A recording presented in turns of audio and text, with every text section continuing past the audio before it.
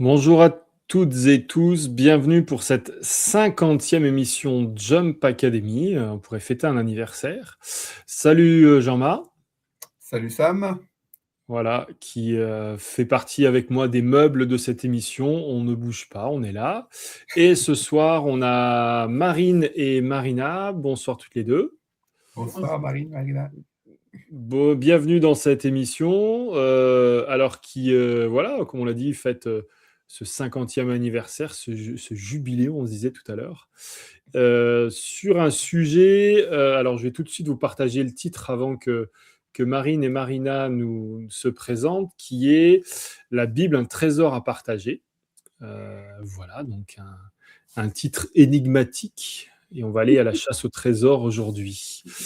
Et donc, juste avant, voilà, Marine et Marina. Alors, je sais pas qui commence à se présenter. C'est moi, Ah, c'est apparemment. Marine. Voilà, donc moi, c'est Marine Archangeau, gay de nom de jeune fille. J'ai 38 ans, je suis maman de 2 garçons.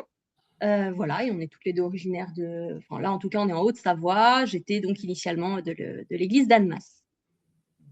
Et Marina, moi j'ai 44 ans, je suis mariée, maman d'un petit garçon de 4 ans, de l'église d'Annemasse actuellement, et puis pas mal investie dans l'évangélisation. Ça fait aussi partie de ce qu'on va vous amener aujourd'hui. Super, eh ben, merci beaucoup. Alors, peut-être pour commencer, on peut partir du titre que vous nous avez partagé. Alors, la Bible, un trésor à partager, ça c'est le visuel qu'on a créé nous, mais voilà, c'était ça votre titre à vous. Alors, c'est quoi cette drôle d'image? Qu'est-ce que vous allez nous présenter? En fait, on va parler d'une Bible un peu créative, quelque part, thématique principalement, qui permet en fait de partager notre foi de manière tellement simple et vraiment percutante pour les gens autour de nous, principalement ceux qui connaissent pas Dieu. Ok, donc c'est, on va dire, alors, un outil d'évangélisation, en tout cas un outil de partage, un outil de témoignage, j'ai presque envie de dire de plus. Ouais, je crois qu'on peut parler de ça, ouais, d'un outil de témoignage. Et puis en même temps, on se rend compte que ça fait aussi beaucoup de bien pour notre foi personnelle. Donc c'est un outil pour soi, c'est un outil qui nous permet de redécouvrir en fait les trésors de la Bible. On le dit hein, que la Bible est un trésor, et je crois qu'on l'a jamais autant découvert, autant compris que depuis qu'on a démarré cette aventure. Oui, puis je crois qu'il y a aussi un petit peu là-dedans cette image on l'a utilisé des fois, de boîte à outils. Ça va être une porte d'accès à la Bible pour ceux qui ne connaissent pas la Bible, qui est un petit peu différente. Voilà, qui va pouvoir en fait leur permettre d'accéder à la Bible même en n'ayant aucune notion de la Bible, de pouvoir avoir accès aux messages essentiels, aux promesses de Dieu pour nous, à tout cela de façon très directe, même en connaissant pas la Bible, ses personnages et sa chronologie en fait. Ok, et eh ben vous allez nous présenter comment ça fonctionne, comment ça fonctionne, comment on utilise la Bible voilà, pour la partager à travers ces différents thèmes. Alors c'est parti. Et ben c'est parti, voilà. Peut-être Alors qu'on on peut voit commencer des tranches de Bible. Ouais, voilà. C'est bien coloré, hein. Ouais, Là, c'est ce que vous joli. voyez en fait, c'est chaque couleur que vous voyez là représente un thème qui a été choisi d'être étudié dans la Bible. On va pouvoir l'expliquer après avec les autres diapositives, mais voilà, si on regarde une des Bibles d'en haut, par exemple, on voit des stickers jaunes alignés.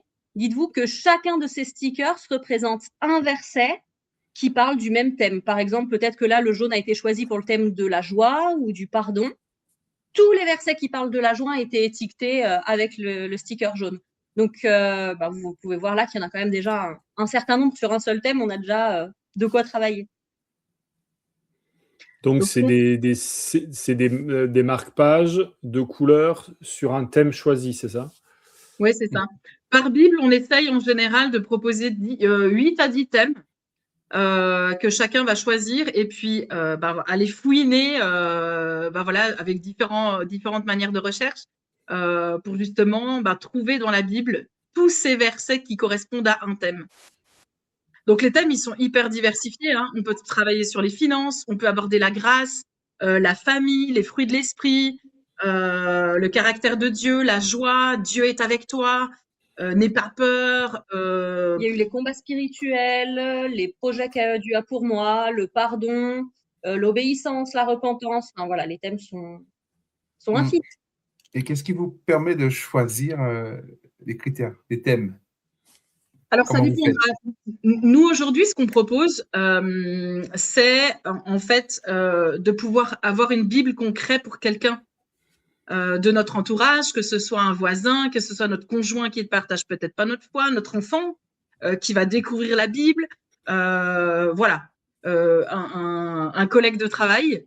Et du coup, dans notre temps de prière où on va dédier finalement cette Bible à quelqu'un de très précis, on va réfléchir avec Dieu, ben voilà, de qu'est-ce que cette personne est en train de traverser, de quoi elle aurait besoin, quelles sont les thématiques qui pourraient lui parler d'une manière particulière. Et puis en fait, c'est ces thèmes-là qu'on va retenir. 10 à 12 thèmes pour sa vie. Ok. Ça Donc, signifie aussi que vous connaissez un tout petit peu cette personne. Mhm. Il y a une relation qui est établie. Avant. Alors, Ok. moi, j'ai une Bible en cours de route. Moi, j'ai essayé de réfléchir justement à une Bible pour quelqu'un que je ne connaîtrais pas et qui ne connaîtrait pas la Bible. Voilà, donc j'ai des axes un petit peu plus différents. C'est une Bible typique évangélisation en me disant, voilà, je donnerais cette Bible à quelqu'un qui ne connaît pas Dieu, quel thème je mettrais dedans. On essaye aussi d'y réfléchir, on pourra en parler tout à l'heure, mais en fonction des... Il y a des personnes, mais il y a aussi des lieux où on pourrait dédier ces Bibles.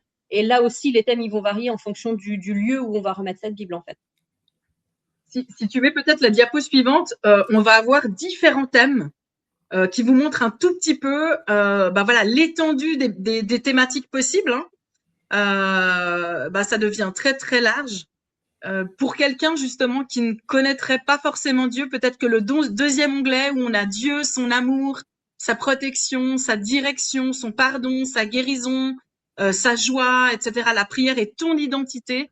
Bah, typiquement, ça pourrait s'adresser à quelqu'un qui connaîtrait pas Dieu et qui sera en découverte en fait de la Bible. Alors, donc, grosso modo, c'est on connaît une personne ou on envisage une Bible pour quelqu'un, on choisit des thèmes adaptés. Donc, ils sont caractérisés par, ils sont en tout cas nommés et il y a des codes couleurs. Je pense qu'après, vous allez nous montrer comment ça apparaît dans la Bible. Moi, une question, parce que on est à l'ère de plus en plus du numérique. Tout le monde maintenant, enfin beaucoup ont une application Bible, etc.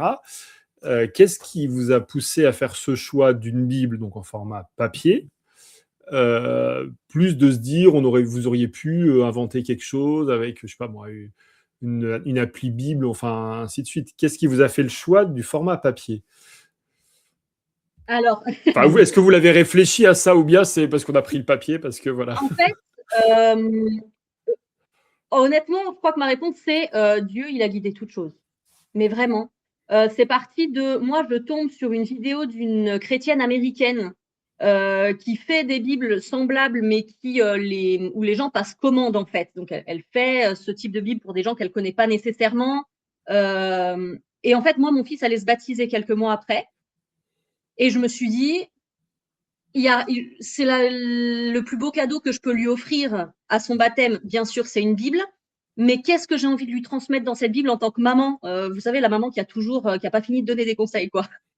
Et je me suis dit, voilà, j'ai envie, il y a plein de choses que j'ai envie de lui transmettre. Et là, j'ai choisi des thèmes pour mon fils et j'ai contacté Marina parce que j'ai vu qu'elle avait vu la même vidéo que moi.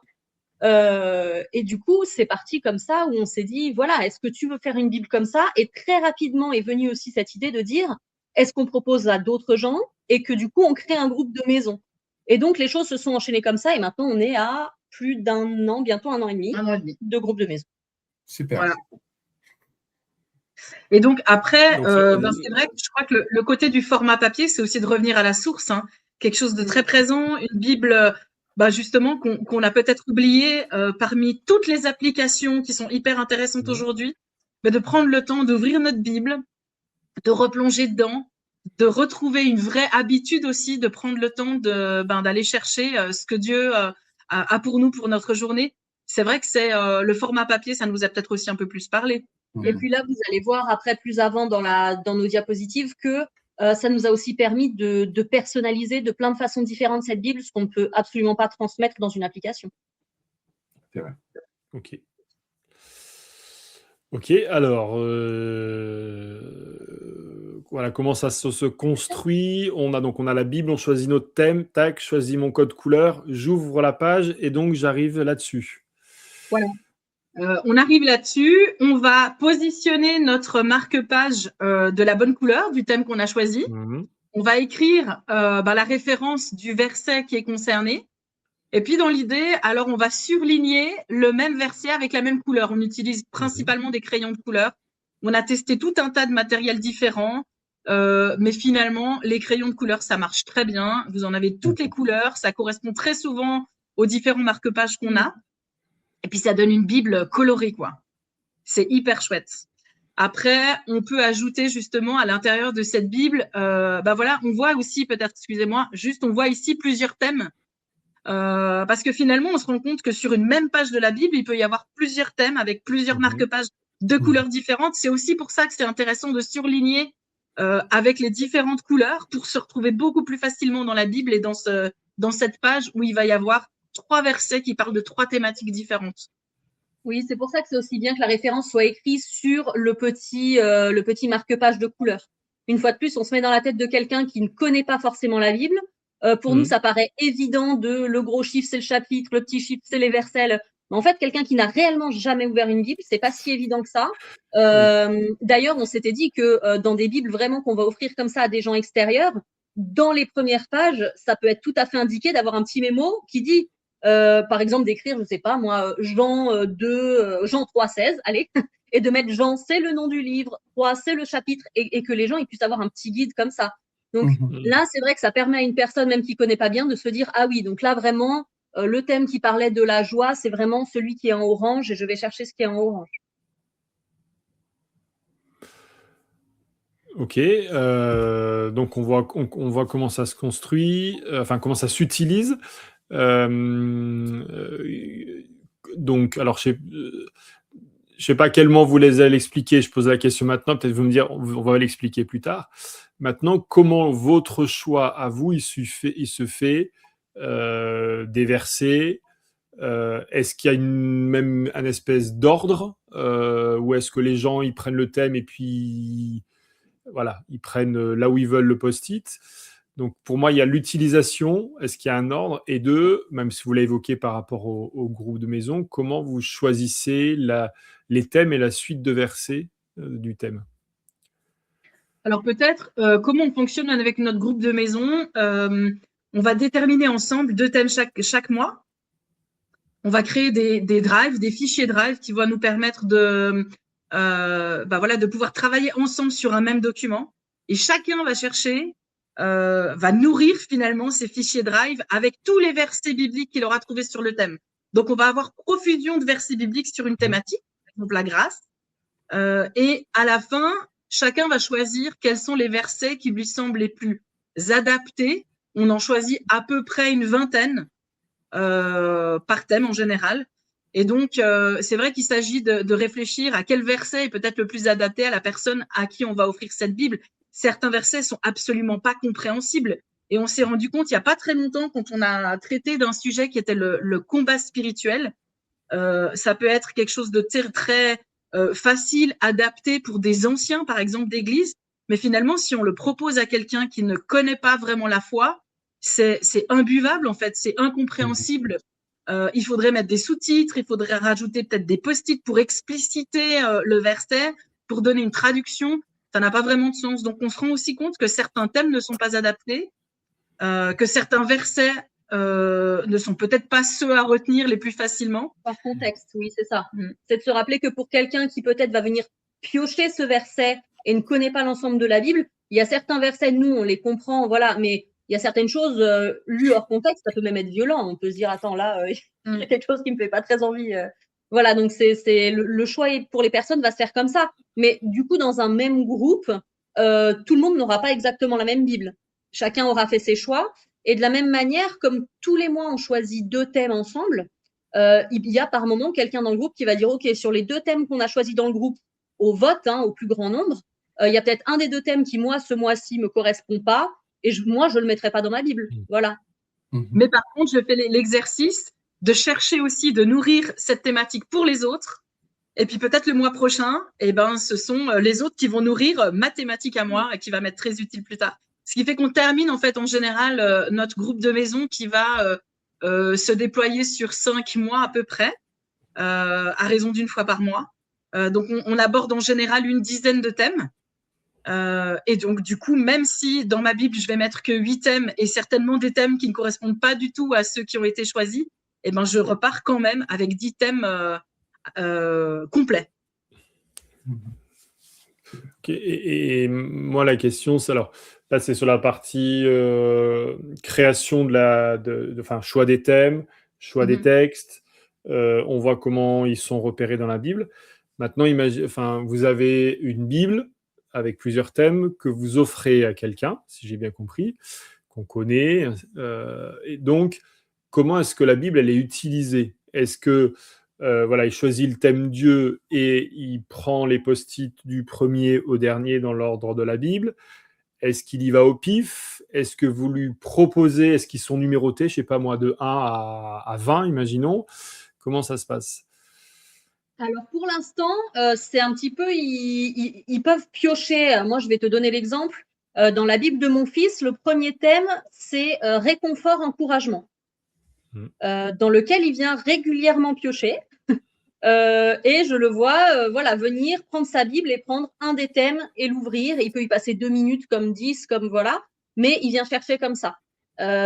Moi, pour la Bible dont je vous parlais tout à l'heure pour évangéliser, je réfléchissais à me dire peut-être est-ce que on pourrait faire un chemin effectivement sur certains thèmes et ce serait envisageable. Et à ce moment-là, de dire ok, je réfléchis, je vais vouloir créer un chemin, je ne sais pas, par exemple sur le salut, et alors je vais vouloir étiqueter.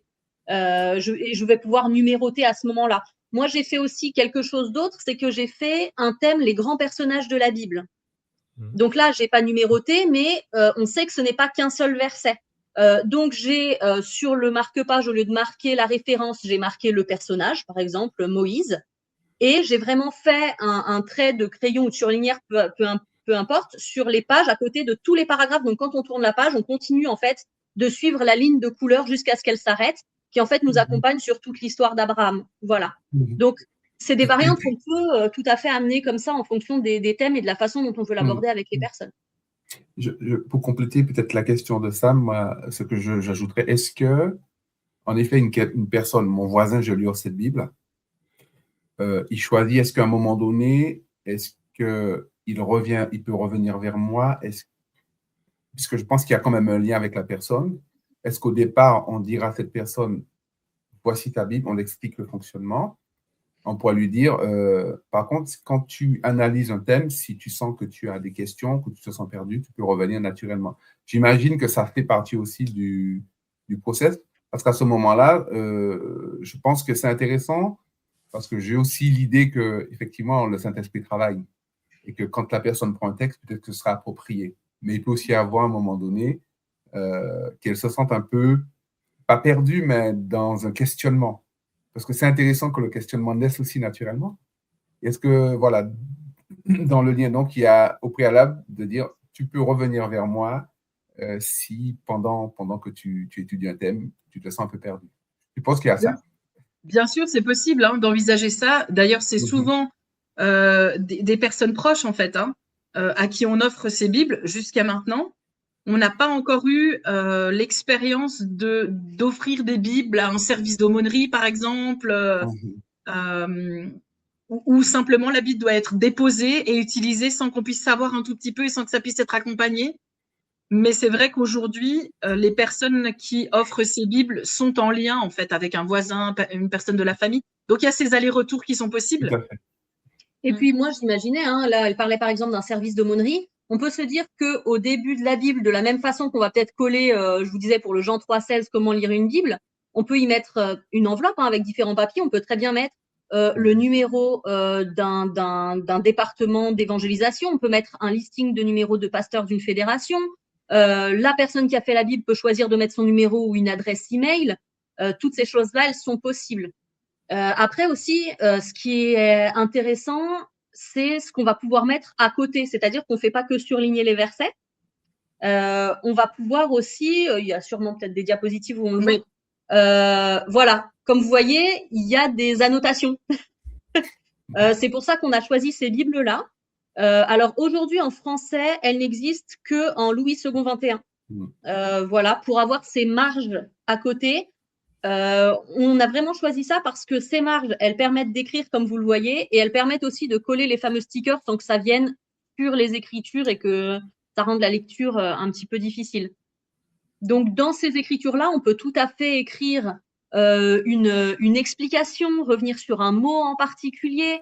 Moi, dans la Bible de mon fils, j'ai carrément collé un papier qu'on ouvre sur l'armure dans Éphésiens, parce que j'avais besoin de place pour détailler. Il peut y avoir aussi une prière qu'on écrit à la personne. On peut faire une proclamation. Voilà, il y a beaucoup de choses qu'on peut venir mettre dans cette marge. Les paroles d'un chant, un poème qui serait en lien. Ce que moi j'ai compris finalement, voilà, de ce petit verset, ce que j'ai envie de laisser à la personne, un encouragement autour de ce verset, des choses comme ça. Et est-ce que la personne qui reçoit la Bible, elle est invitée justement aussi à utiliser cet espace quand... Alors, c'est aussi pour ça qu'on se rend compte que dans nos groupes de maison, les gens ont vraiment l'envie de trouver tous les versets bibliques du thème et de se dire, mais je vais coller combien de post-it? Et puis, ils nous redemandent toujours des post-it et des post-it. Et on leur dit souvent, mais oui, c'est un trésor à découvrir, mais c'est un trésor infini. En fait, à un moment donné, il faut les donner, ces Bibles, parce que sinon, on peut rester 15 ans avec une Bible à offrir. Hein. Il y aura toujours des choses à découvrir, des petites annotations à faire, des découvertes pour soi, enfin. Et donc, l'idée de pouvoir offrir une Bible qui n'est pas terminée, et même, pourquoi pas, en offrant des post-it pour que la personne qui reçoit cette Bible puisse elle aussi continuer à découvrir, à pouvoir voilà, simplement trouver un nouveau verset qui soit dans le thème et avoir la joie de se dire « Waouh, je l'ajoute encore à ma liste et je fais ce trésor le mien ». Et de la même façon, du coup, on ne va pas… Alors, cette page-là, on voit que tous les versets ont été commentés, mais moi, il y a volontairement des versets que je n'ai pas commentés. Le but, pour mon fils en tout cas, et puis les Bibles d'après, mais pour mon fils, je me suis dit, voilà, il va grandir dans sa foi, c'est un adolescent. Mon objectif, c'est qu'il n'y ait pas juste « qu'est-ce que maman a compris de ce texte ?» Là, on le voit, à droite, j'ai écrit, à gauche, il y a un autre petit verset en violet, je n'ai pas commenté. À lui de savoir ce qu'il en a pensé. Et sur cette page, vous pouvez voir à gauche un petit point noir. En fait, c'est un QR code. Voilà, on a ajouté des QR codes dans les Bibles parce que, oui, voilà. Un petit peu moderne quand même, excusez-nous, on n'a pas la Bible, on met des QR codes. Voilà, on a un peu rejoint il y a un moment. Pourquoi? Parce qu'on s'est rendu compte que, là, les chants, c'est les chants de l'infini.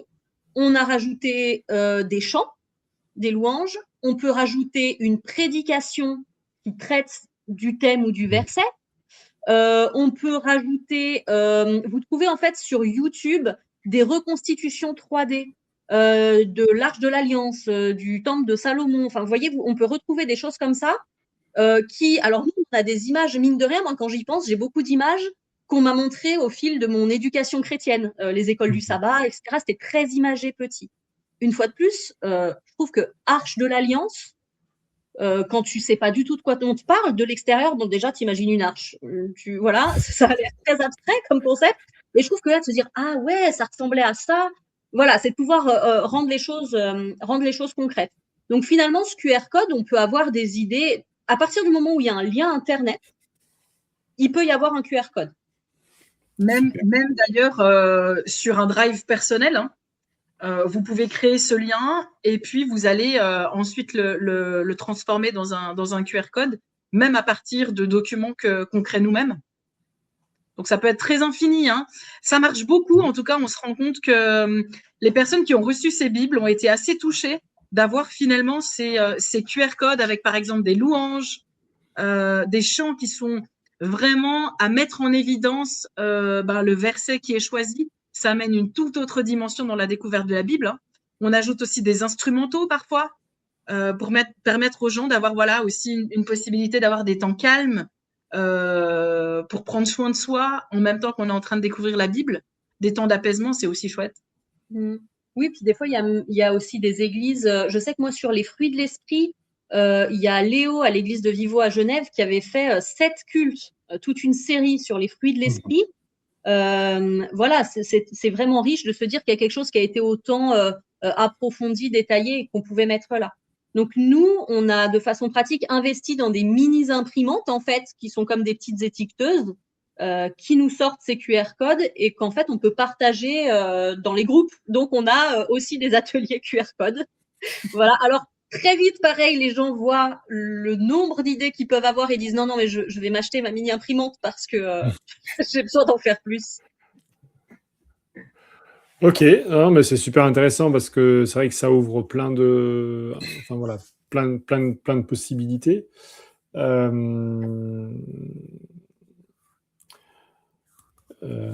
ouvre tellement de possibilités que j'ai plein de questions. Je ne sais pas par lesquelles commencer.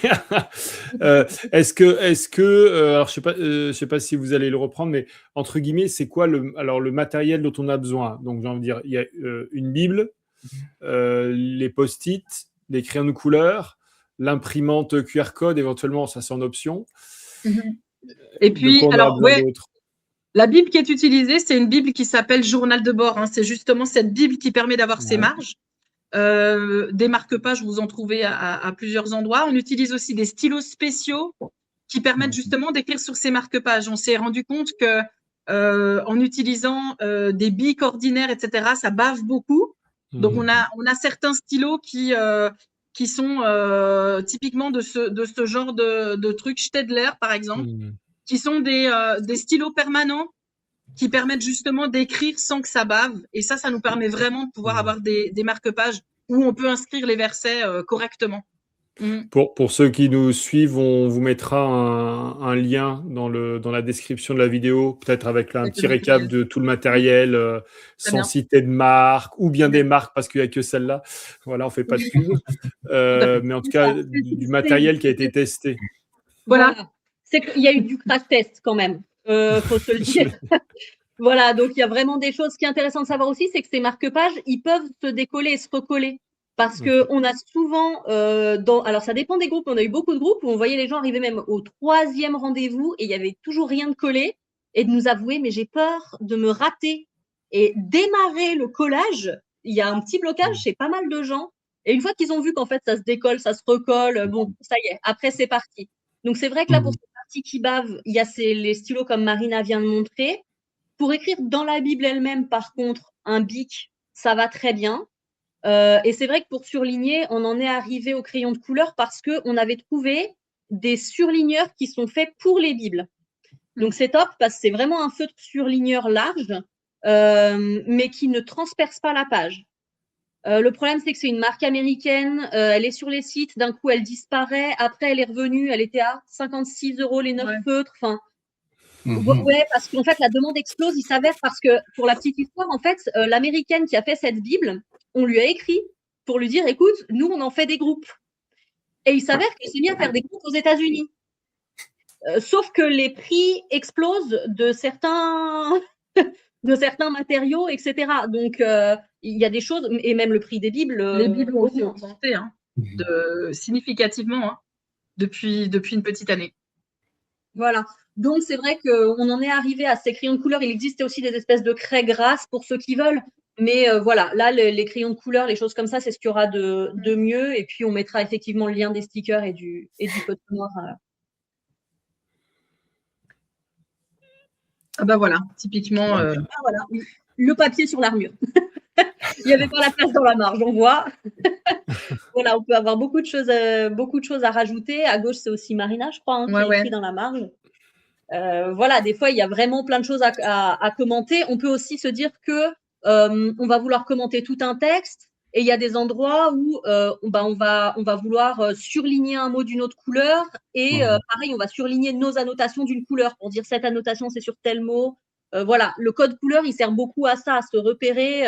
Là, si on avait en fait surligné deux versets l'un après l'autre qui parlent de deux thèmes différents, nos écritures, on va pouvoir les surligner ou les encadrer de la même couleur pour que les personnes, elles se repèrent mieux aussi et que ça ne se mélange pas. Pour celles et ceux qui sont doués aussi pour les dessins, c'est une super bible pour pouvoir faire des illustrations.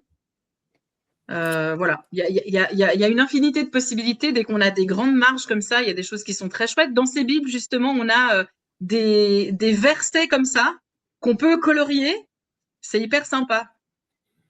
Oui, voilà, celui-là, il est pré-imprimé en fait dans la page, par exemple. Et il n'y a plus Mhm. qu'à colorier. Il y a aussi des dessins en noir et blanc qui peuvent être coloriés ou pas au début de chaque livre de la Bible. Voilà. On en a Donc, présenté un d'ailleurs dans le PowerPoint, un grand truc magnifique autour d'Adam et Ève et de la création. voilà, ça c'est le dessin qu'ils ont mis juste avant la Genèse, qui est en Ok. noir et blanc et voilà, qu'on peut venir pareil colorier au crayon de couleur, comme ça on est sûr que ça reste des pages de Bible relativement fines, donc on reste au crayon de couleur et puis ça va très bien. Alors, une question. Est-ce qu'il n'y a pas le risque, comment je vais dire ça, de vouloir en mettre trop? Est-ce qu'à un moment, à la fois dans un souci de rendre quelque chose d'accessible, mais où nous, en fait, on a déjà une habitude par rapport au texte biblique, est-ce que il y a eu, ou est-ce que vous avez parlé des crash tests, des fois où peut-être on remet une Bible où il y en a trop, où en fait ça peut paradoxalement peut-être perdre les gens? Est-ce que vous avez eu ce retour-là? Alors moi récemment, dans une de mes dernières bibles, ça a été le cas. J'ai voulu traiter du thème des prières et je me suis dit mais en fait on a des versets où il y a le mot prière dedans, hein, et puis plein d'autres mots où les gens parlent à Dieu. Dans l'Ancien Testament, on dit pas qu'ils prient Dieu, on parle qu'ils invoquent, etc. Et j'ai commencé à surligner et faire mes marque-pages sur tous ces moments où les gens ont parlé à Dieu. Et puis finalement, c'était infini. Et je me disais, mais je suis qu'à nombre. Et il y avait déjà tellement de post-it. Je me disais, mais ça va être imbuvable en fait pour la personne d'après qui va recevoir cette Bible. Finalement, où est l'accent en fait que j'ai envie de mettre autour de la prière? Et je me suis rendu compte que c'était pas là en fait. C'était plutôt sur ce que Dieu me proposait de vivre dans la prière et pas sur tous ces personnages de la Bible qui, à un moment donné de leur vie, se sont tournés vers Dieu. Et voilà, il y a cette difficulté-là parfois de bien choisir et peut-être d'attendre un tout petit peu avant de commencer nos marque-pages, hein, ça aussi, dans la thématique. On s'est aussi rendu compte parfois de la difficulté de deux thèmes qui se ressemblent beaucoup. Par exemple, le thème la protection de Dieu ou Dieu avec moi. Et finalement, on se rend compte qu'on fait deux thèmes dans une même Bible, mais qu'à chaque fois, on surligne les mêmes versets. Peut-être qu'on aurait mieux valu choisir un seul de ces thèmes parce qu'ils se ressemblent beaucoup. Oui, réconfort, encouragement dont je vous parlais tout à l'heure dans la Bible de mon fils, c'est tout à fait ça. Je crois que j'avais quelque chose sur l'anxiété et j'avais plus loin quelque chose sur le courage. Et en fait, voilà, on retombe. Donc, on invite souvent les gens à se dire, au lieu de démarrer tout de suite, commencez à faire vos recherches. Vous allez peut-être voir, des fois aussi, on pense à un thème, on se rend compte que peut-être j'ai été trop précis, je trouve pas vraiment beaucoup de versets parlants, en tout cas pas assez pour en faire un thème dans ma Bible, ou j'en trouve deux qui vont se réunir. Voilà, ça permet d'avoir ce recul-là. Et pareil j'ai la multitude de versets que j'ai trouvés, que le groupe a trouvé. Et donc, ça me permet de m'interroger sur qu'est-ce que je veux dire au travers de ce thème. Donc, quel verset je vais choisir. Et c'est ce qu'on explique aussi dans notre première rencontre avec les gens, comment chercher. Parce qu'on a aussi des gens qui ont fait la Bible qui sont novices. Donc, ils arrivent en disant, alors moi, je connais pas super bien la Bible, comment je vais faire? Donc, on leur donne en fait plusieurs outils, comment chercher. Là aussi, on va aussi pouvoir utiliser le numérique. Et on les invite souvent à dire, alors, on peut chercher par thème, comme une concordance, hein, on cherche le mot typique. Mais après, pour aller au-delà, on peut dire, voilà, le pardon, j'ai cherché le mot pardon. On trouve déjà beaucoup de choses. Et après, taper sur Internet, alors nous, des fois, on peut utiliser l'intelligence artificielle, hein, à vérifier toujours l'intelligence artificielle, mais de dire, redonne-moi des histoires de la Bible qui traitent de... Parce que le mot lui-même n'apparaît pas dans l'histoire, et pourtant, elle va traiter de ce thème-là. Donc là aussi, ça permet d'élargir, et des fois, on va étiqueter une histoire parce qu'on se dit, oui, là, celle-là, je pouvais pas la rater, quoi. Est-ce que vous avez donc tous travaillé en petits groupes où vous mettez en commun les textes, etc. Après, ça, les post-it dans la Bible. Donc cette Bible est offerte. Est-ce qu'aujourd'hui vous avez rendu accessible peut-être les séries, enfin, le thème, les 15 versets, est-ce que c'est disponible quelque part? Si quelqu'un dit, bah, tiens, en fait, moi, je veux bien le tel sujet, je vais offrir une Bible à quelqu'un, est-ce que vous le rendez disponible? Ou bien, ce que je comprendrai tout à fait, vous dites non, parce qu'on trouve intéressant que les gens fassent eux-mêmes leurs propres recherches, donc c'est quelque chose à titre perso, et ce que eux, ils vont découvrir, c'est ce qu'ils seront le plus à même de la partager à quelqu'un. Alors c'est plutôt la deuxième option, c'est-à-dire que nous, on a nos listes Ok. au fil du temps. Ça fait 1 année et demie, on a Bien sûr. pas mal de listes aujourd'hui. Mais c'est vrai qu'on veut que les gens puissent découvrir ce trésor. Et un trésor, ça se mérite, ça se cherche, ça se fouille. Donc on invite les gens, en fait, à faire leurs propres recherches. Et à partir du moment où on a complété finalement nos premières listes, nous, on va rajouter tous les versets qu'on a de nos listes sur la thématique qui est choisie pour donner un petit peu plus aussi de corps. Donc, ça se transmet plutôt à la fin. Mais c'est vrai qu'on a très, très envie que les gens se mettent à rechercher dans la Bible parce que c'est finalement ce travail autour de la Bible, cette recherche qui nous transforme, qui nous nourrit. Et je crois pas que ce serait le même impact si on vous donnait des listes et vous aviez juste à recopier. Donc Oui, ça, c'est Là, pour tous là, ceux je- qui nous suivent. Tous ceux qui nous suivent, qui étaient en train d'envoyer des messages, des mails et tout, donnez-moi la liste, vous n'aurez pas de réponse. non, bah en fait, si tu veux, c'est même la surprise qu'on a eue nous-mêmes en premier lieu, je crois, de l'impact que ça a eu sur nous. Mm. Parce que moi, j'ai fait une Bible pour mon fils. Dieu, il est venu me chercher tellement de fois. Il y a des versets, tu lis, tu dis, ah oui, j'ai compris, Seigneur, elle est pour moi, celle-là. Ok, voilà, c'est vraiment, on a vécu des moments. Moi, j'ai un mari qui suivait de loin. Cette Bible, elle a eu pour effet que mon mari aille acheter sa propre Bible. Alors, pas que ça, hein, il y a l'église qu'on fréquentait, il y a beaucoup de choses, mais ça y a participé. Et je me rappelle vraiment, j'en parle souvent, d'un soir où je faisais la Bible pour mon fils et mon mari est rentré du travail et il m'a dit, oh, t'as l'air fatigué, je vais t'aider. Et il a passé 2 heures avec sa propre Bible à chercher des versets avec moi. Et au bout de 10 minutes, il m'a dit, attends, je vais prendre un surligneur parce que... Et il s'est mis à surligner dans la sienne. Et je me suis dit, alors celle-là, je ne l'avais quand même pas vu venir. Merci Seigneur. Merci Seigneur. Et il y a beaucoup de gens, en fait, qui s'en rendent compte et qui très vite viennent nous dire, j'aimerais, alors ça à chaque fois, je peux commander une deuxième Bible. Parce que très vite, ils se disent, en fait, d'abord, ça peut paraître égoïste, mais pas du tout. D'abord, je vais peut-être en faire une pour moi. Déjà parce que là, je vais pouvoir me lâcher, je vais pouvoir coller tout ce que j'ai envie de coller et tout, parce que je redécouvre ce trésor et j'ai envie de mettre plein de trucs et je vais pouvoir plus trier sur la Bible d'après que je vais offrir à quelqu'un. Et voilà, j'ai envie d'en faire un trésor. Et on a quelqu'un dans un de nos groupes, quand elle a fini la tranche avec 14 ou 15 thèmes, elle a attaqué la tranche du bas.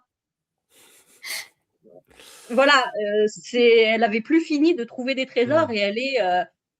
voilà, c'est quelqu'un qui témoigne 1 an et demi après au travail. Elle envoie des photos, elle la pose dans sa salle de pause, elle va faire sa Bible. Ça a généré, en tout cas, de ce qu'on a observé pour beaucoup, une soif de la parole de Dieu. Et effectivement, cette personne-là, elle se réveillait même à 5 heures du matin, mais presque malgré elle, en fait. Elle avait besoin, elle avait envie, et ça nourrit énormément. Je crois que ça nous a nourris d'abord. C'est aussi pour ça qu'on est rentré dans ce processus de groupe de maison, pour diffuser aussi tout le bienfait que la Bible a eu sur notre vie personnelle, sur notre entourage. Et c'est vrai que ça porte des fruits, ça donne l'envie. Moi, j'ai un petit garçon qui a 4 ans. Ça fait 1 an et demi qu'il me voit surligner des Bibles. Et il me voit acheter 17 Bibles. Enfin bref, régulièrement, j'achète des Bibles pour les groupes de maison, etc. Et souvent, sa première pensée maintenant, alors qu'il a quand même juste 4 ans, c'est de se dire « Ah, mais maman, tu m'as parlé du SDF avec qui tu as discuté. On peut aller acheter une Bible et puis tu sais, on va lui surligner des trucs et puis on va lui donner cette Bible parce qu'il va en avoir besoin. » Donc, ça a quand même un intérêt, ça transpire en fait. Cet exercice qu'on a personnel, les gens autour de nous, nos familles le voient et c'est porteur. Alors, j'ai une question par rapport à ça, justement, le groupe de maison. Comment est-ce que vous y prenez pour créer ces groupes de maison? Est-ce que vous allez dans les églises? Est-ce que vous voyez, je vais dire comme ça, de manière bateau, le pasteur, le responsable de l'organisation, ou vous allez et puis, voilà, vous contactez une personne? Comment ça se passe? Et puis le retour aussi de l'Église par rapport à ça. J'ai l'impression que Dieu a décidé que ça devait continuer et qu'à chaque fois, ça revient comme ça vient. Et, enfin, alors nous, on n'avait même pas prévu qu'il y ait plusieurs groupes. Enfin, à la base, j'ai même l'impression que le premier groupe, il est venu de nous, mais après coup, on s'est regardé, on s'est dit, on a vraiment voulu faire un groupe de maison, là. Enfin, les choses se sont tellement faites toutes seules. Et puis, en fait, on en discute avec des gens. Ah, vous voulez le faire? Vous voulez? Et en fait, un groupe se crée qu'un autre, il y a déjà des gens qui attendent le prochain. Voilà, moi j'ai fait la pub à donc l'église Vivo à Genève. On m'a demandé d'en parler dans le hall avant le culte. J'avais dit à Marina, écoute, je vais venir 4-5 fois pour essayer de constituer un groupe. À la deuxième fois, je l'ai appelé, j'ai dit, écoute, on va arrêter d'en parler, j'ai de quoi faire 2 groupes. Et on n'a plus de temps, en fait, dans nos emplois du temps. Et voilà, après on est venu à Annemasse. D'ailleurs, on a un groupe là, on a 2 groupes qui se terminent ce mois-ci, un qui commence, qui doit enchaîner. Donc en fait, ça roule tout seul. On est peu proactif pour aller chercher, en fait, parce que c'est vrai qu'on a aussi des emplois du temps qui sont assez chargés. Là, dernièrement, on avait 4 groupes qui fonctionnaient en même temps. C'était quand même défiant pour nous. Donc, ça fait quand même 4 rencontres par mois. Mais on est ouverte, en fait, à partager ça dans les églises qui souhaiteraient nous inviter, pour soutenir des responsables d'évangélisation qui voudraient déployer ça dans leurs églises. Pour des projets différents, voilà, d'évangélisation, de se dire peut-être, je sais pas, allez, on va créer les Bibles de tous les prochains baptisés, voilà, de cette manière-là, pour qu'ils aient une Bible. C'est autre chose d'avoir une Bible illustrée, une Bible où on voit que les gens ont passé du temps, des heures dessus, on ouvre, il y a des couleurs, il y a des propositions de thématiques. C'est vrai que c'est autre chose qu'une Bible qui est juste vierge et qu'on va découvrir en se disant, on commence par quoi? C'est ça. Vous avez pensé. Elle peut servir à un futur, pour les futurs baptisés, comme elle dit. Elle peut d'ailleurs même, la personne peut la commencer pendant sa préparation au baptême. De la même façon, un couple peut décider d'avoir sa Bible de famille. Qu'est-ce qu'on construit ensemble? Et pendant la préparation au mariage, on va commencer une Bible ensemble. Voilà, et de dire là, on va peut-être pas l'offrir toute faite, mais on va leur montrer comment ça se fait et ils vont la commencer ensemble. Ça peut être voilà, dans des rencontres. Des fois, il y a des week-ends de département dans les fédérations. Un département va se dire, voilà, nous, on veut une Bible pour notre département, et ça marche pour tous les départements, en fait. On en parlait, Marina disait, ça se prête tout à fait pour la louange, d'avoir une Bible comme ça, où on se dit, voilà, tel verset, là, les QR codes avec les chants aussi vont pouvoir beaucoup aider. En QR code, elle pourrait même mettre les partitions, en fait, si elle veut, elle peut mettre plein de choses. C'est une Bible qu'on peut faire pour les moniteurs d'école du sabbat. Moi qui suis aujourd'hui beaucoup à Vivo, je vois qu'il y a des gens aussi qui vont aider à l'école du sabbat des enfants, mais qui peut-être des fois se disent, voilà, est-ce que j'ai la connaissance, etc. Il peut y avoir une Bible comme ça qui est ressource en disant, ah oui, tiens, il y a telle histoire ou il y a tel verset qui peut venir compléter. À l'église de Collonges, certaines personnes sont venues et ils ont trouvé un grand intérêt aussi à ce type de Bible et ils vont en fabriquer quelques-unes qui seront sur les thématiques du livret d'école du sabbat des adolescents, en disant elle sera à disposition dans la salle d'école du sabbat sur toutes les thématiques des adolescents.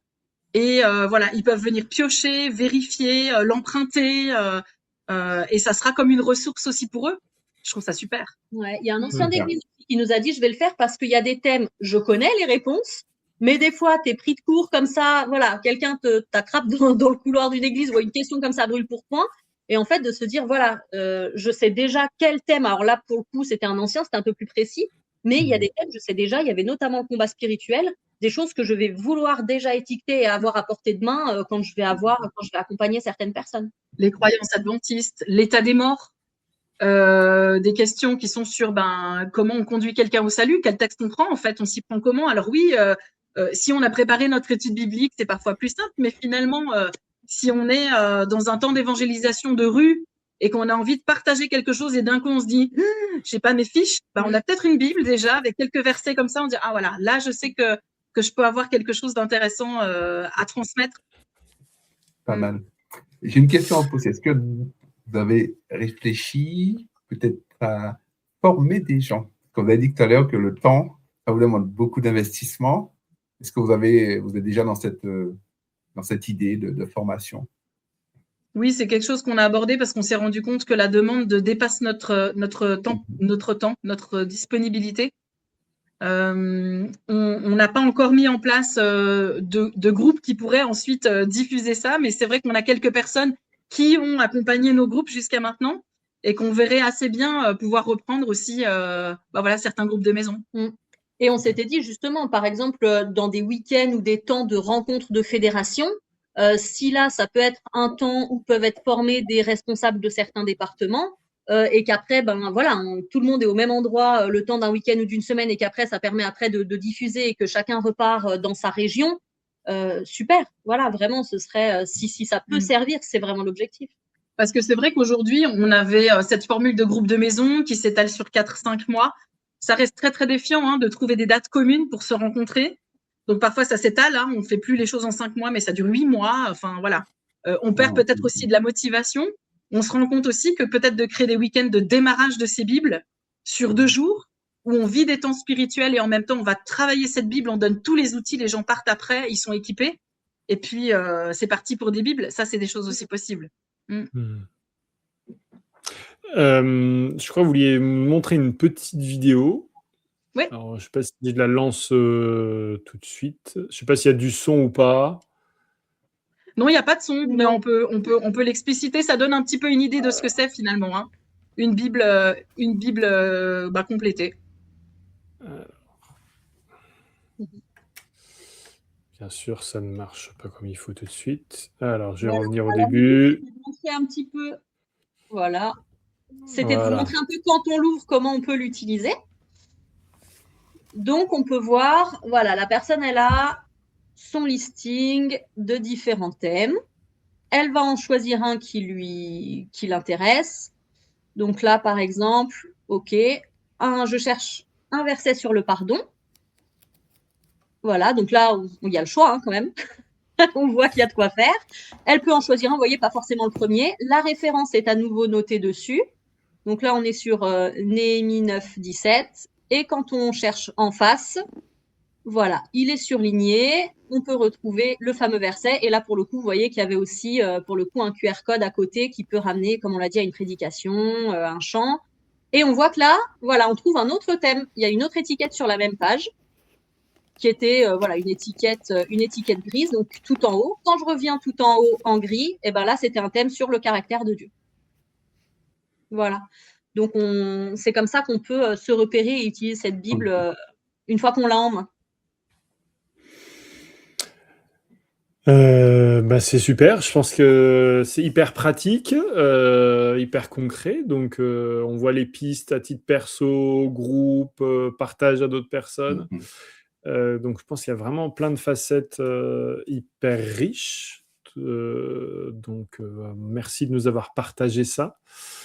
C'est super intéressant. Je ne sais pas si vous voulez rajouter encore quelque chose. Je crois qu'on a déjà pas mal d'éléments, mais voilà, est-ce que vous voulez rajouter peut-être un truc qui vous dites si on a oublié de dire ça, il faut tout recommencer.